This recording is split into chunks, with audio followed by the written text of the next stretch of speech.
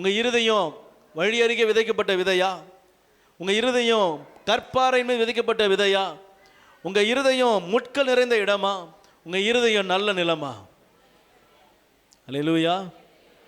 ஆமாம், அது வரும் நாட்கள் வெளிப்படுத்தும்.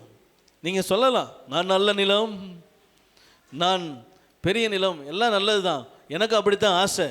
ஆனால் உங்களுடைய கிரியைகள் தான் நடக்க நடக்க அடுத்தடுத்து உங்களுடைய கிரியைகள் தான் அந்த நிலத்தை என்ன செய்து எங்களுக்கு முன்பதாக காட்டும்.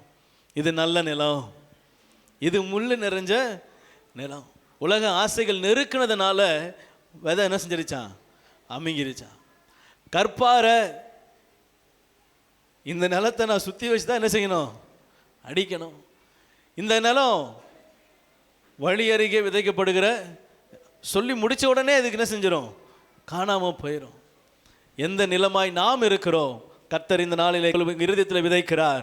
நீங்கள் மகிமையுள்ள தேவனுடைய பிள்ளைகள், நீங்கள் மகிமையுள்ள சிந்தை உடையவர்களாய் காணப்படணும், அலங்கரிக்கப்பட்ட சிந்தை உள்ளவர்களாய் காணப்படணும். உங்ககிட்ட ஒருத்தவங்க ஒன்று பேசுகிறாங்க அப்படின்னா உங்ககிட்ட இருந்து அவங்க கற்பனையில் கூட எண்ணி பார்க்க முடியாத நன்மையான வார்த்தைகள் என்ன செய்யணும்? வரணும். அல்லேலூயா. நீங்கள் பேசும் பொழுதே அவங்க இருதயத்தில் அது கற்பனையாக என்ன செய்யணும்? அது ஒரு காட்சியை போல தோன்றணும். இப்படி நடக்குமா? நிச்சயம் நடக்கும். ஆண்டவர் செய்ய வல்லவர். விசுவாசத்தால் தேவனுடைய மகிமையை ஆண்டவர் சொல்ல சொல்ல சொல்ல சொல்ல நீங்கள் சொல்ல சொல்ல அவங்க இருதயம் அப்படியே மலரணும். அப்படிப்பட்ட இருதயம் உங்கள் சிந்தை உங்களுக்குள்ளே இருந்தால் தான் அது வெளியே வரும். ஆமென். உங்களுக்குள்ளே இருக்கிறதா என்ன செய்யும்?